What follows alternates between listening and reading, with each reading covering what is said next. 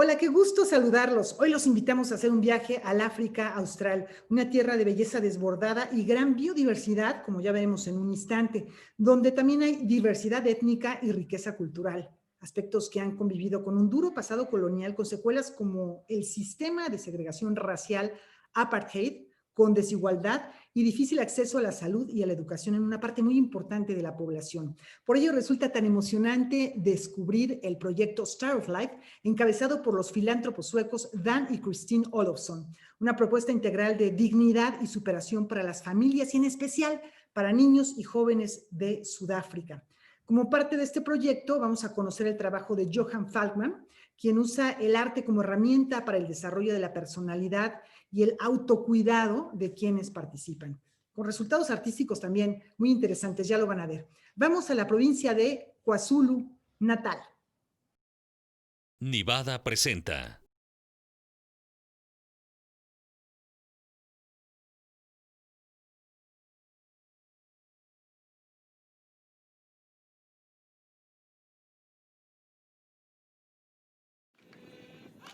Sudáfrica, el extremo más meridional del continente africano, territorio cruzado por el trópico de Capricornio, el país del arco iris, de las 11 lenguas, de las tribus que se remontan millones de años atrás, la región donde se juntan los mares, donde conviven las montañas con los bosques, el desierto, la sabana, el hábitat del búfalo, el rinoceronte, el hipopótamo, el elefante, el león.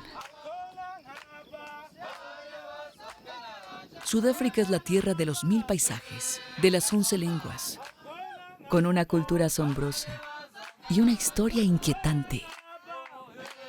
Aquí, al este del país, bañada por el Océano Índico, se encuentra la región KwaZulu-Natal, una de las 9 provincias que conforman la República de Sudáfrica.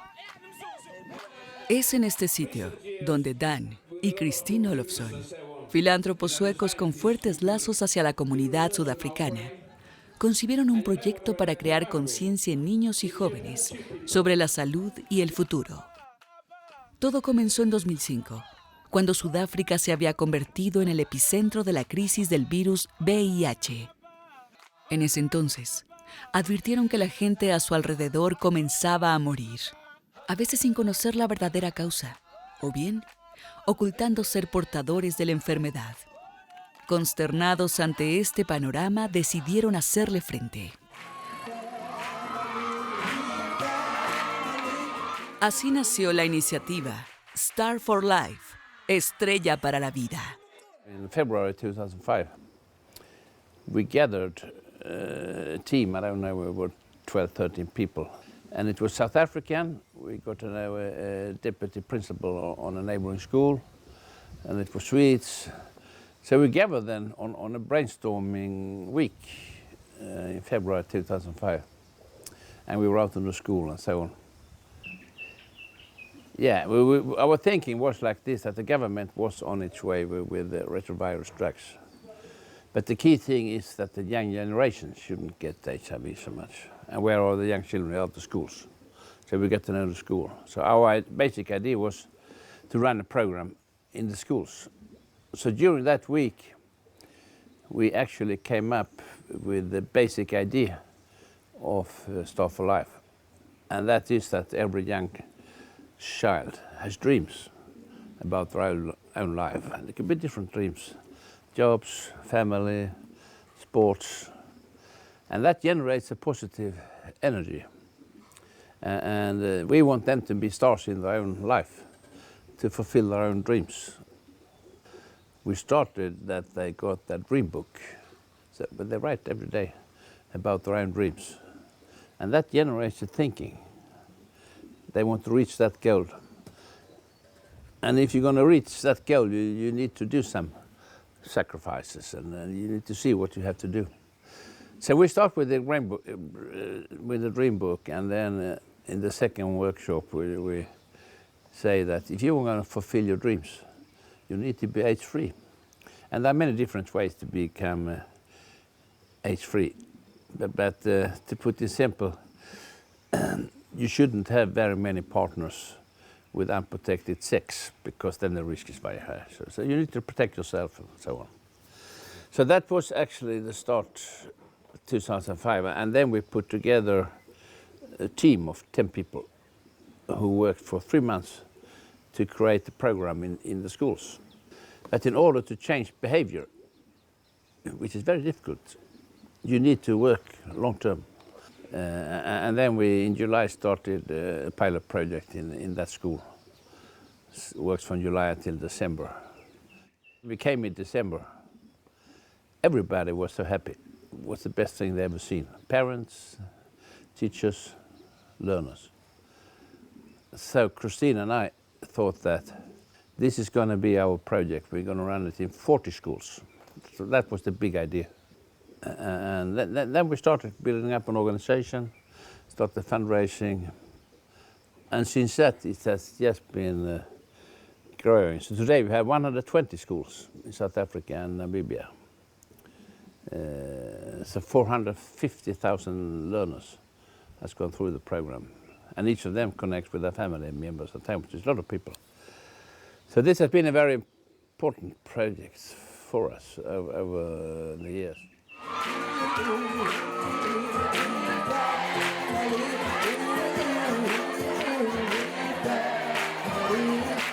I see many changes, and it has reached our life as well. And we are so happy and proud of everyone who works with Staff Alive, the coaches, the musicians, the teacher, everyone who works with this program. I'm very proud of them.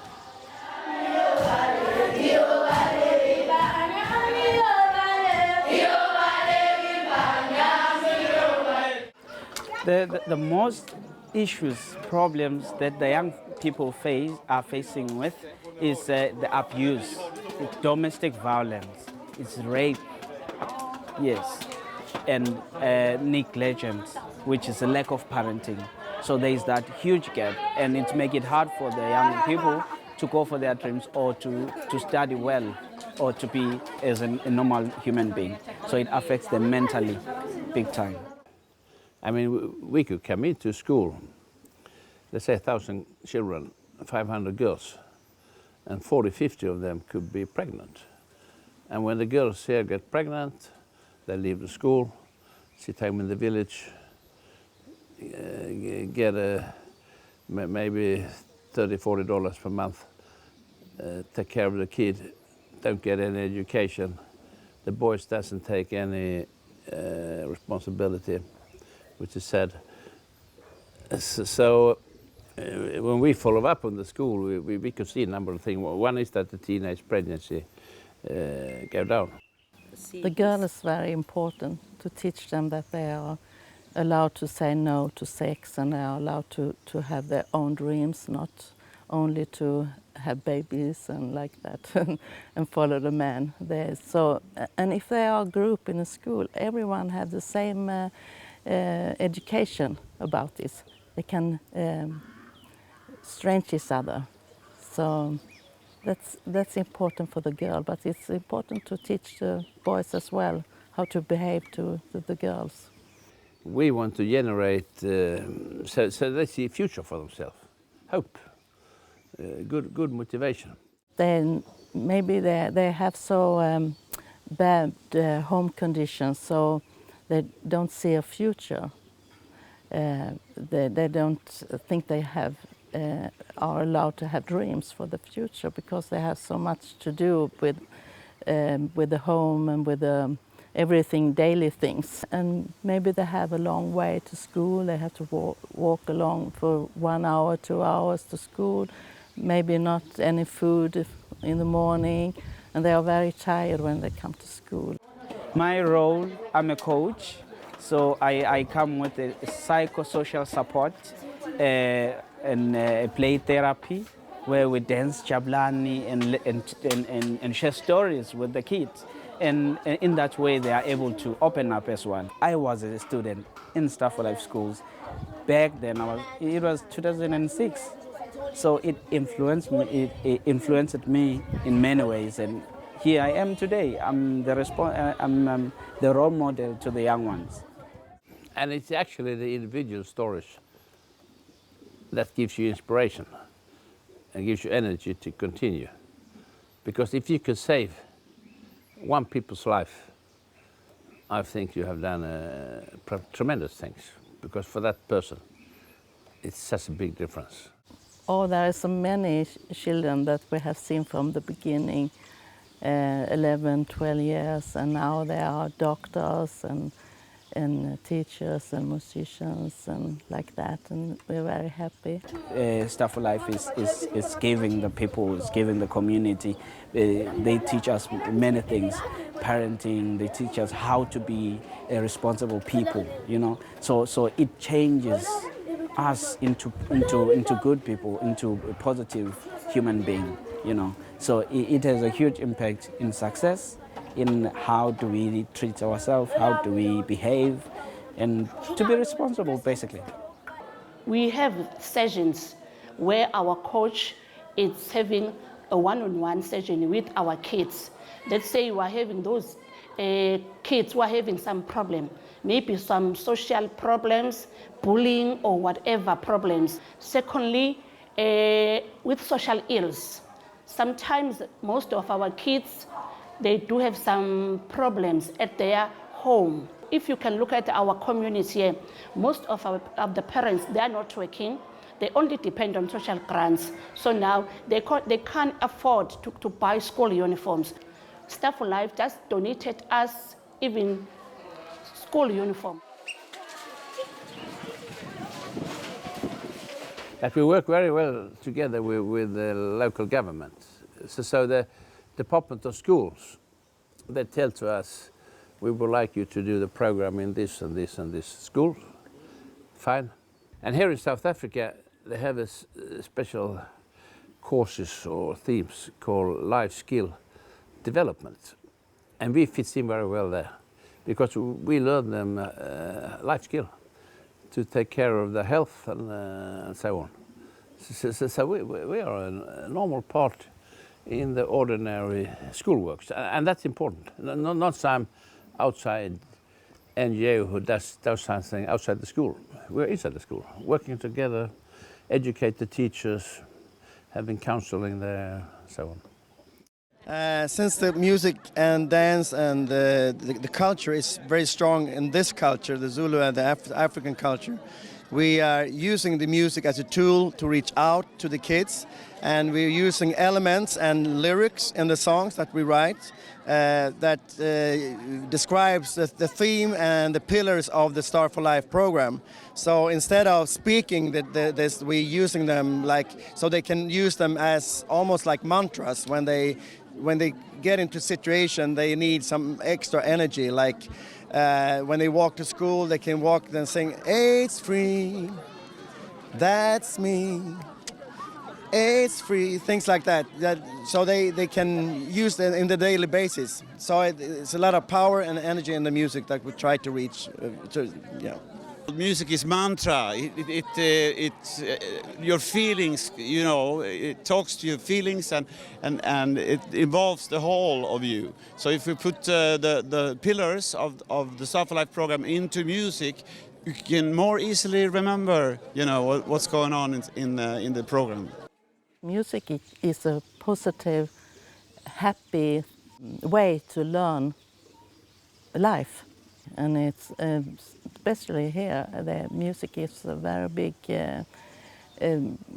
part of their life. So I think we need to have music, more music.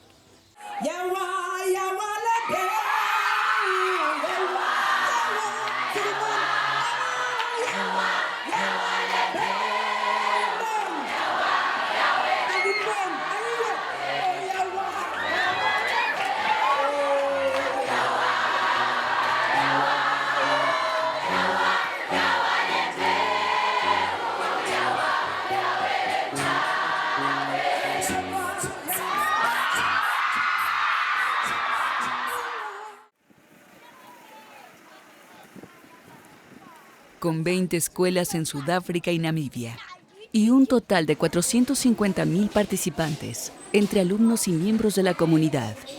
El reto que enfrentan los creadores de Start for Life, además de concientizar a la población sobre el problema del VIH-Sida, es provocar un cambio de mentalidad en niños y jóvenes, motivarlos a creer en ese futuro que imaginan y anhelan y que, sin embargo, en su realidad, es quizá un sueño inalcanzable.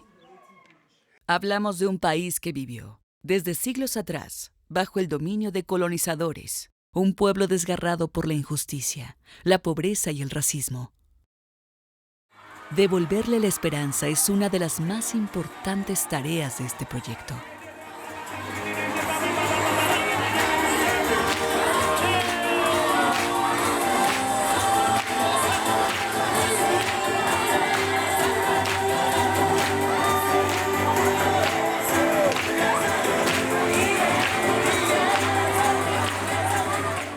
We want to focus on this program and educate the minds of the... We actually invest in the young people. That's what we in their mind, but for their own future, and then not for some political or religious system that we want to introduce them, because they are stars in their own life, and we want them to be stars. But if they're going to be stars, they need to understand that they need to live a healthy life. So drugs comes in, alcohol, and protects themselves if they have sex. When we started for 15 years ago, you know, AIDS was scary. If you had AIDS, you thought it was death. So people didn't want to know. So, and when you have HIV, you don't feel anything. It's when it's transformed over to AIDS, you might die in 2 years' time or something. So a lot of people doesn't want to go test themselves. Because if you go and test yourself and you're HIV positive, with drugs today, it's not a death penalty. You could live a life with HIV today. So go and test yourself is an important part of our program. En su visita a la primaria Safari, en KwaZulu Natal, una de las escuelas donde se lleva a cabo el programa Start for Life, Gunilla Carlson, quien fuera secretaria del programa ONU-SIDA de la Organización de las Naciones Unidas, plantea que 15 años después de la crisis de 2005, las cifras han cambiado, aunque no como se esperaba. Para 2018, había 7.700.000 personas con VIH en Sudáfrica. Entre estos, 4.700.000 eran mujeres y 260.000 niños, mientras que la cifra de huérfanos a causa de SIDA solo en ese año fue de 1.200.000. Hoy, la muerte por enfermos de SIDA en Sudáfrica sigue siendo una realidad. Just back 15 years, the world was really in a crisis. You could argue we are there today, right? But when it came to HIV/AIDS, people were literally dying at the doorsteps to have access to health care and understanding about what was happening. At that time, people couldn't find treatment, but it was due to global solidarity, but also local capacity. HIV, despite good treatment programs, with less risks of transmitting the virus, we still see that about 770,000 people died of AIDS-related death in 2018. And the most scary thing, I think, is that it was 100,000 kids. You know, so AIDS is not over. In KwaZulu Natal, here is the real problems. Here you have HIV prevalence up to 41%. Even though we cannot disclose how many kids that are being infected here by the school, but we do have, since last year, we had the kids, they were taking their medication, but we do have those learners who are affected with HIV and AIDS. And also they are under program which is for counseling, whatever, just to help them emotionally. It's just a whole school program. When he come, just to teach them and precautions, how to take care of themselves, and also what is HIV and what is AIDS, just so that they will know that they must take for their bodies, they must take for themselves, so that they will not be affected or infected with HIV and AIDS. We have the mobile clinics going around to the school, and they take tests, and they talk about it to them. And I think that's a difference from when we come here, started, and to today. I think people know much more about HIV and AIDS, so they know what to do. Before they didn't, and maybe they died with another thing, but it was AIDS. And they didn't tell, they didn't want to see it. And what to do about it? Well, it is really to have partnerships and work together. You have to transform societies from within, and you have to equip individuals and people with skills, but also to give them the space to meet. They can start to talk about this, but equally having the access to help and clinics. And younger kids in general have their sex debut, but also unfortunately drug abuse and other things. And the level of violence in a society is really something that needs to be watched. After we have this program with the Staff for Life, there are some results, good results. I can say that. Because let me start here, there are some kids that were dropping by the school, but we didn't know what was the root cause of that. And we reported that to our coach. He personally went to those homes just to identify what is the root cause. They said, we don't have food at home, so that's why we are dropping at school. So we just track and have that project just to assist them even after hours, so that they will just be motivated. Because others, they are living at their home with no parents.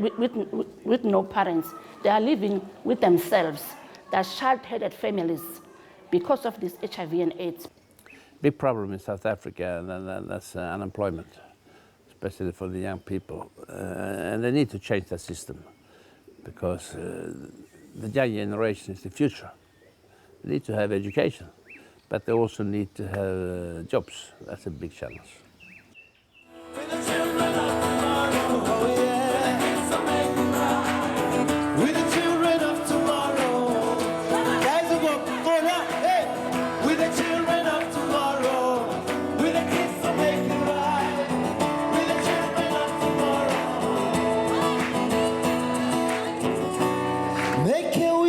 Close your eyes. Let the limit be the sky.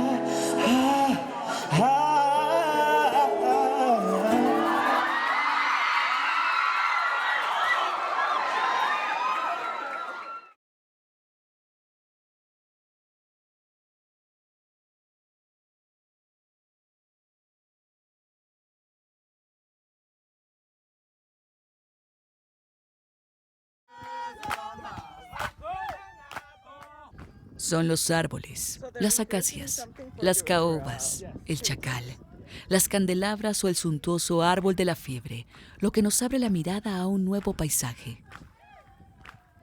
Cada cierto tiempo aparece, solitario, un árbol de copa ancha y ramificada, diría el periodista Ryszard Kapuczynski.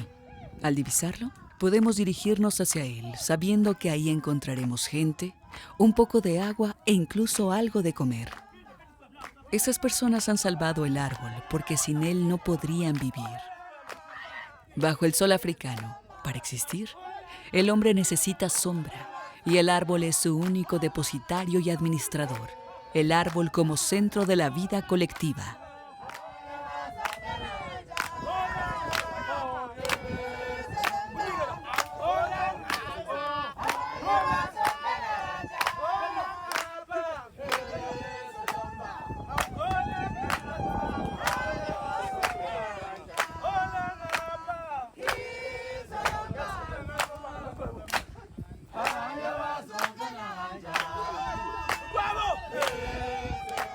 En el territorio Zulu, En un extenso terreno en el pueblo de Sjursjø, el artista sueco Johan Falkman ha instalado un taller para producir su obra, invitando a jóvenes de la comunidad a participar en una propuesta artística multimedia que se suma al proyecto Star for Life.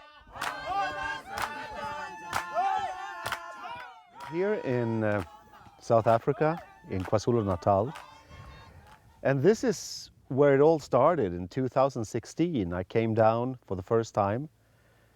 I was invited by Dan and Christine Olofsson, and they have been working very hard to fight several problems here in this country because of their love for South Africa and its people.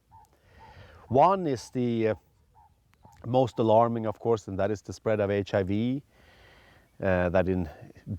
Before it used to always lead to AIDS, of course, but doesn't so much anymore because of medication. And so they started this project called Star for Life, through which they were trying to help school kids primarily, not only to fight the virus, but to build character, strength, self-reliance, self-confidence, all those things that are very necessary if you want to protect yourself, if you want to care, if you want somebody to care for him or herself, that person must also respect him or herself. And so to infuse self-esteem into people and to give them a sense of pride and dignity and belief in themselves. Dan and Christine, they've had several ideas and projects on the side, and one of them was to bring down artists to South Africa. We came down here the first time in 2016 together with, I believe we were 25 artists from all over the world, from Mexico, from America, from Sweden, and we spent a week here together. We have many people contributing in different ways. I mean, financial support is one thing. Support with network, you could support in so many things. He is an excellent artist, fantastic artist work. So when he saw this important project, he felt that he wanted to do something for Star for Life. So we created this project together where he can be here. He produced a lot of excellent artist work. And we're going to present it in Mexico and other countries. And then at the end, we will sell this fantastic artist work. And all the surplus, which we hope will be substantial, will go back to Star for Life. And I came down a week before the others in order to prepare. And during that time, I had brought my Bible with me. And I got so extremely inspired by the South African landscape, the South African people, the mentality down here. There's something, I cannot put words on it, but there's a special feeling down here, especially when you're in this rural area of the small villages and all the people. And so there was something that inspired me, and since I had this week all to myself, I asked the chef, Noni at that time, to be a model in my painting. She played Maria. And then I had the bartender, Toddy, he played Jesus. And I did a Pieta. That was my first painting that I did in South Africa, where Jesus was lying in the lap of his mother. And then I had the anti-poaching team playing as guards, and the cleaning woman, she was playing Mary Magdalene, etc. And I did the painting in around 4 days. And then I decided that once this project with all the artists is completed, I will return to South Africa to do my own project. And that became this that I'm working on right now, 4 years later.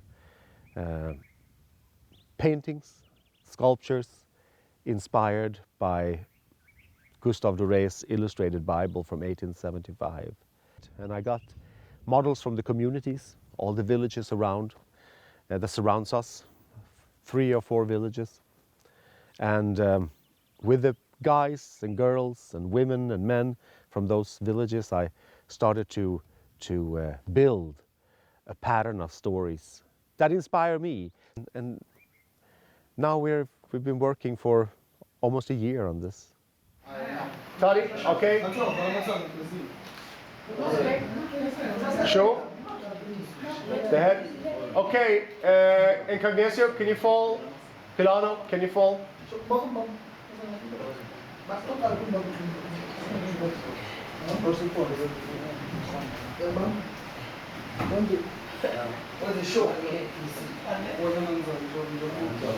Okay.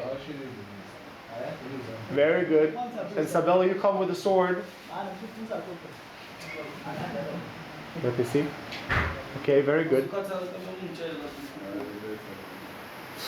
Can I see? Okay. And Tabani, you just look straight in there. Okay. Very good.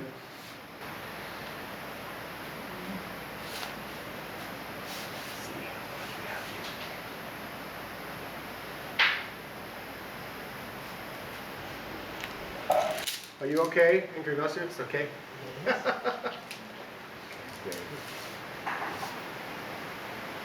Lama, can you stand a little bit longer?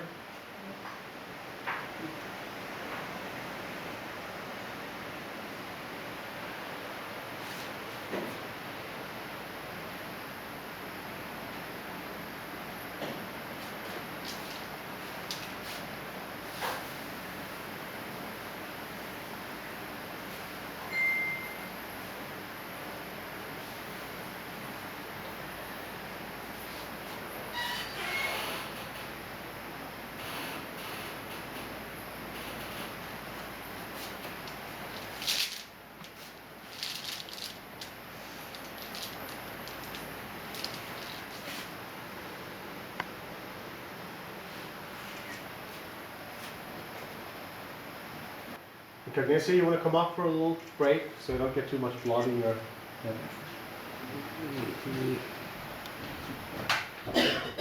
Great.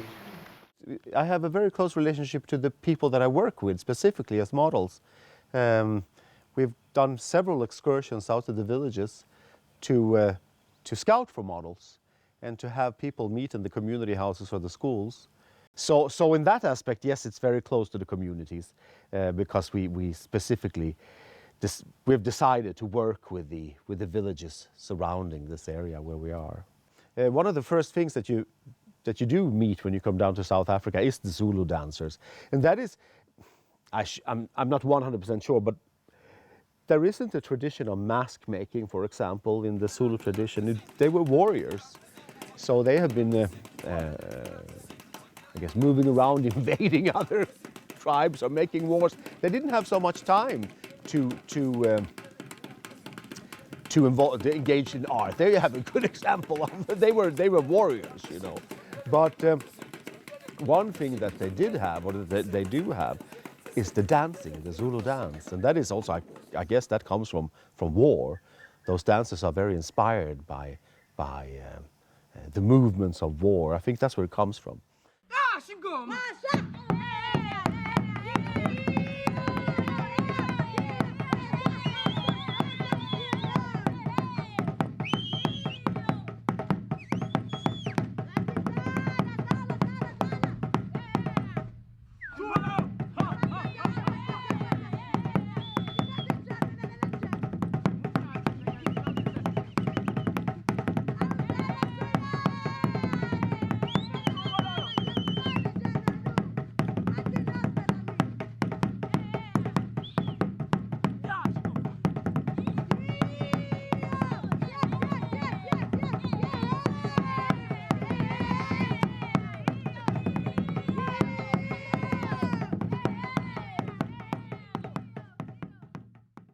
Al tiempo que motiva al grupo a indagar en torno al legado de sus antepasados y explorar sus habilidades artísticas, Johan Falkman lleva a cabo una labor comunitaria que enriquece la vida de quienes colaboran con él. Esta posibilidad de interacción abre horizontes a otras realidades y aporta beneficios a la propia comunidad. Es en este contexto donde se hace patente la función del arte como escudo contra la violencia, sobre todo en áreas marginadas donde abusos y vicios, como el alcohol, las drogas o el crimen, suelen persistir. can have, I do think that art, and whatever type of art it is, if it's music or literature or poetry or painting, I think that it does have a positive effect. And if people take part of art projects, for example, the models that I have here, many of them are Zulu dancers. And this is something that they have started with themselves. Nobody assigned that to them. And they have formed those groups themselves, and so they are artists.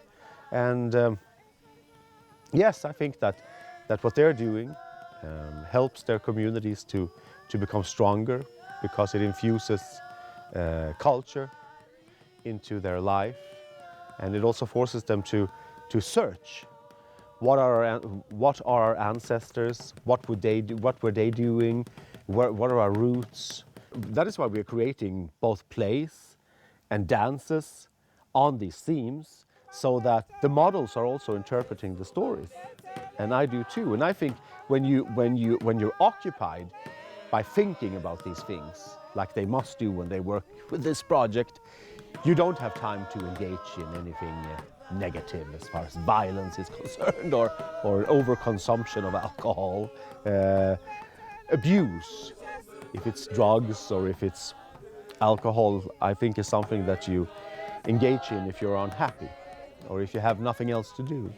But if you're passionate about something, which you can be about art, then I definitely think it will distract you enough to stay away from negativity. We combine the art with the dance, because those things are based or interested and talented. So this is a lot what Johan Falkman did for us, because we didn't know that our dance can combine with the painting, can combine with the art. But he said, no, we must combine this, we must make this one. Maybe it's gonna work. He said, no, you can go and rehearse.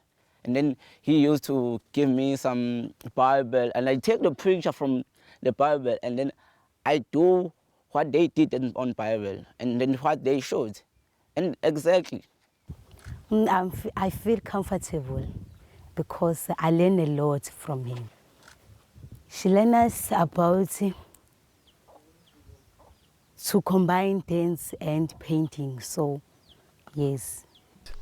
We chose this because we just want to avoid ourselves to getting in the violence, because to drinking alcohol, we just want to avoid ourselves for doing that stuff, that like that. Yes, this is the more benefit from the community, because here in the community there is no more danger and no more crime from us, but because we get ourselves involved in the dancing, so we don't do another thing that is from the side. Hebe, Usu, Hebe, Usu, Hebe, Usu, Hebe, Usu, Babengapi, Babengapa, Singapa, Wafumunuki, Babengapi, Babengapa, Singapa, Wafumunuki.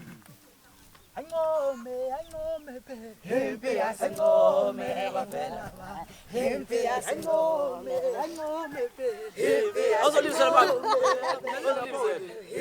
asangome, hempe asangome, wapela, hempe asangome, hempe asangome, wapela, hempe asangome, wapela.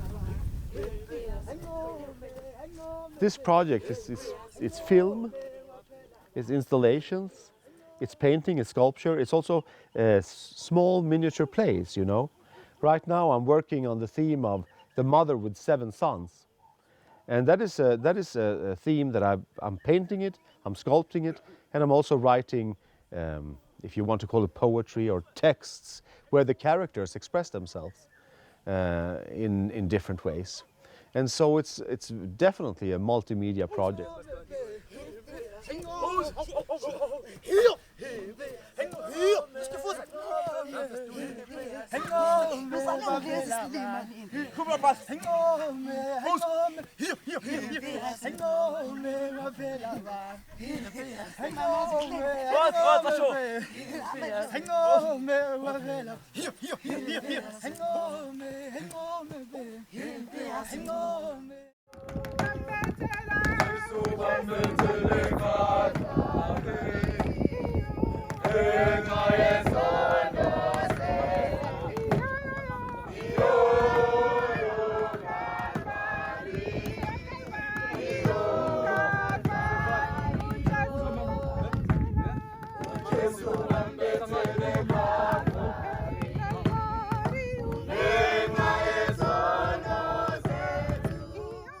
En los textos del Antiguo y Nuevo Testamento, Johann Falkman descubre la resonancia que esas historias tienen con el mundo actual. El modo como podemos mirarnos en el espejo de otro tiempo para comprender el que vivimos hoy. Un mundo donde perviven la violencia, la crueldad y la injusticia. Biblical stories, the reason why they are interesting and the reason why I want to work with them is because they are reflections of ourselves. They were reflections of people several thousand years ago, and they still reflect us. Man hasn't changed. We're the same. The conflicts during the biblical times are the same today. So we are still exposed to ultra-violence. We still inflict ultra-violence on others. And that is what the world looks like. I mean, just take a look at the news. That is what we are constantly fed with. ¿Qué es la dignidad? ¿Qué nos dignifica? De aquí parte el trabajo que realiza el artista. Bajo estos preceptos, Johann Falkman configura una propuesta que se enmarca dentro del plan estratégico de Star for Life. Y lo hace no solo a través del imaginario artístico, sino interpretando historias que invitan a una reflexión en torno a los retos que la vida impone al ser humano. I was working together with Jennifer Clement down here when I first started the project, and we went around to the villages and we were scouting for models. And Jennifer's work is also about dignification, you know, how to elevate people. And as an artist, you don't always know what it is, what you have done or what you are doing. You have a feeling inside of yourself, and you're not sure what that is. And so I was thinking about what should we call this. I asked Jennifer, what is the title? And I said, what dignifies us? And that's what I felt that these stories are doing to people when you play these characters. You're forced to look inside. You're forced to become somebody. All the characters in the Bible are people who are searching. They are humiliated. They are exposed to the most horrible things you can imagine. They're spat upon. Very often they're prostitutes or whatever was at that time considered the worst you could be. And then they go from that and they become heroes. The journey of the hero is designed to dignify a person, to give you worth, to give you strength, to make you a worthy character. And so these characters that we are working with, they are also heroes. Very often it starts off with a tragic incident, and then there's a long journey that ends with, you know, the person being elevated. So it becomes a life journey to achieve your goal, to achieve your dream. And I think that very often the biblical stories are also about that. Basically all of them, that's what it's about. It's to infuse dignity inside of people after having been allowed to realize your visions or your dreams. You can't walk away from the problems. You must deal with them. Like the biblical characters, for example, they're dealing with the problems they're confronted with. Nobody saves them from the problems. They save themselves from the problems. I think it's a metaphor also for ourselves, taken to the most extreme. Because even though we're not necessarily killing each other. We are constantly confronting each other in various ways, in various degrees of how can you say, conflict. And so I believe that in that way, these paintings are definitely applicable to society. They're political, they're absolutely political. I consider myself I'm a political painter. I'm a political artist, absolutely. I'm not a religious person. This is not a religious project. This is not a project that advocates any specific belief. It tells the story of life, of man. That's what it does. And I think that the Bible is an excellent book in the way that it helps us understand ourselves. Para Johann Falkman, la figura más representativa de la dignidad es Jesús, un hombre que tras experimentar el máximo sufrimiento renace en la gloria. Jesucristo se erige como el gran símbolo de la humanidad. Representa el viaje de héroe que, tras la caída, asciende con la máxima nobleza. It's the ultimate story of the hero's journey. Down as steep as you can sink into hell or the kingdom of death. And then when he is rising after death up to heaven, the glorification and sitting on the lap of God, reaching his true self, you know, after the humiliation of being crucified and being tortured, etc., and spat upon, then becoming the Son of God, that he knows inside that he is. And I think that is the ultimate story of man and women, you know, men and women. That's us. And that is why I'm using, for example, Sabello here as Christ.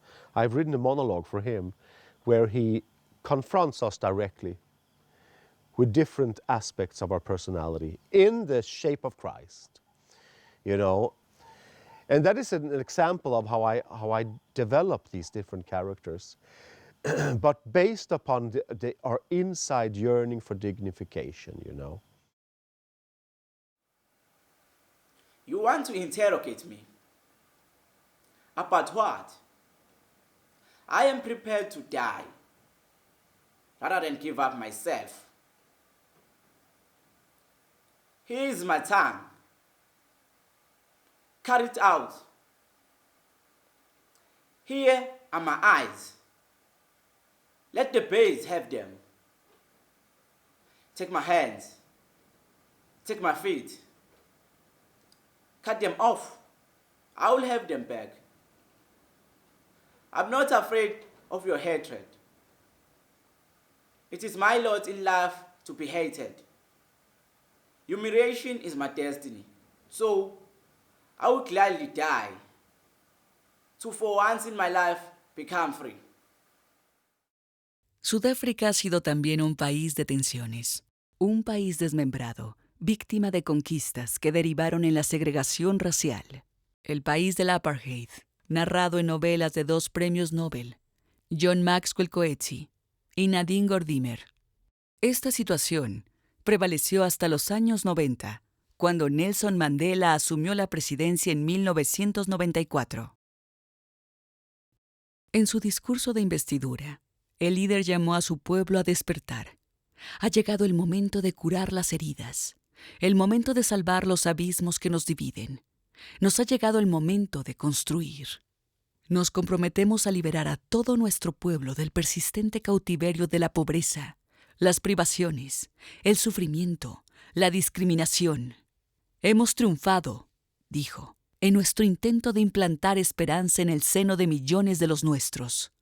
Contraemos el compromiso de construir una sociedad en la que todos los sudafricanos, tanto negros como blancos, puedan caminar con la cabeza en alto. Nelson Mandela is one of the biggest icons we have in our time. And we have the privilege of meeting him. Nelson Mandela said, education is the most powerful tool to change the world. And that's true, because education is such a powerful way to working with the young generation. So we met him. He was very much appreciative of what we were doing in Staff for Life. So we think what we have done is part of his bigger thinking, because without him, we would probably have a civil war here in South Africa. And he saw the need for education and so on. So he is inspiration. Preso durante 27 años y víctima de una condena a muerte, Nelson Mandela pasó 2 décadas confinado en una celda en la prisión de la isla Robben, muy cerca de Ciudad del Cabo.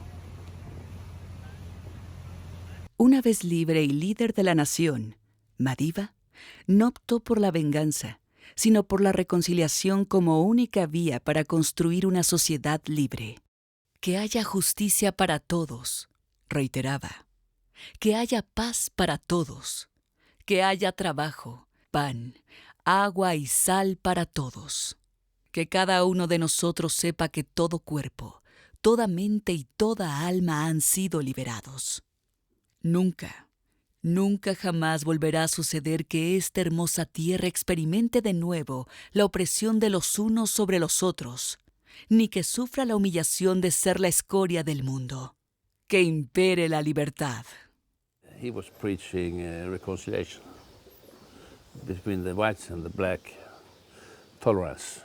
And I think we need more tolerance in the world today. And he walked that road. Not revenge and fighting and so on. Too much of that in the world today. The big walls to separate people. I mean, we should connect with the people, have tolerance, educate the young generation, live a healthy life. That's a much better road.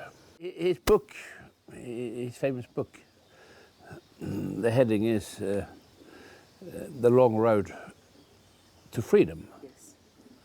And I was talking, the long, he was also working long term. He couldn't change that system in 1 year, but he could change it in a lifetime. And I think we as humans, we need to work long term for the good causes, because then we could make a change. And the first time I met him, my impression was that this man, he's so strong, so no one could suppress him. I mean, you feel that when you talk to him. But he's also so charming and gentle with this big smile. So he charms everybody. So he has both sides, both the strong side and the charming side. And that was a big asset for him, being such a strong leader. And therefore, people listened to him, and they could trust his words. There is changes. I mean, we came here 2001, and there was a lot of big hope when Mandela took over and so on. But there are also a lot of traditions since hundreds of years. But I think South Africa is better off today because of this. But you could also feel some disappointment. Libres al fin, diría Mandela recordando a Martin Luther King en su discurso. Yo tuve un sueño. El sueño perdura. Se construye día con día en esta, la tierra del arco iris y los 1000 paisajes.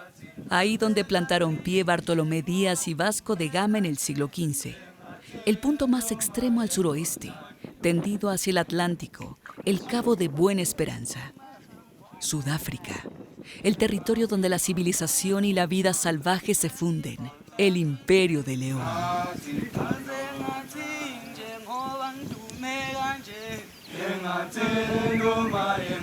You need to see something in the future, because what you're doing day to day is a continuous work, and that gets much more easier if you want to achieve something in your future, because what you do in a single day gets part of a bigger dream, and that helps us So I think it's a general lesson for the human being. Ser estrella para la vida adquiere todo su significado en la tierra KwaZulu natal. Zulu es el cielo. En el escudo de armas de la tribu, vemos al león y al ñu flanqueando a una estrella. Los Zulus, según su mitología, vienen del cielo. Son seres estrella.